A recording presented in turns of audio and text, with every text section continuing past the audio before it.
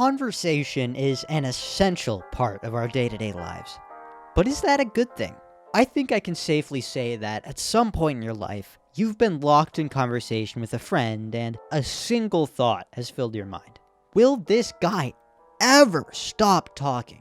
And because of that thought right there, I want to take some time today to look at conversation under a microscope and decide, once and for all, is conversation good? Conversation is quite a nuanced topic, so I'll break this video into multiple parts for easier viewing. There are quite a few varieties of conversation, but I think the most controversial by far is small talk. For those somehow unaware, small talk is your classic, "Hey, how's the weather? Pretty good, how about you?" kind of conversation. Often devoid of substance, but great for filling time. Personally, I don't mind small talk all that much. I think in a professional setting, small talk is much safer and doesn't have any risk of catching someone off guard. With that safety though, you do lose quite a lot of room for big thoughts. And I think that's one of the prime motivators for people's burning hatred of small talk.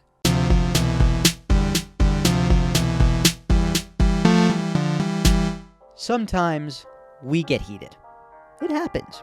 But when two people get heated about the same thing, they argue. Now, this section of the script is quite a big deal for me because I was planning to praise argument as one of the most important forms of conversation. But upon further reflection, I came to the realization that argument is always bad. If you really sit down and think about it for a second, there's just no benefit. But sir, I like arguing. And if you think you enjoy it, I promise, you are wrong. Oh, okay, goodbye. You don't enjoy arguing, you just enjoy being right. And arguing lets you feel like you are right. So please, if you take one thing away from this video, just stop arguing. It's bad. And you are bad for doing it.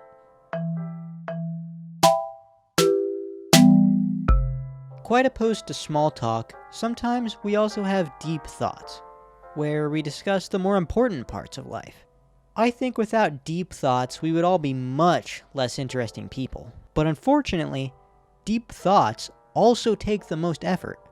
And as a human being, I think I speak for all of us when I say, we hate putting in effort. So, with all that said, I think it's time for me to give my final score. I deliberated for quite some time on this one before coming to my conclusion, but here it is.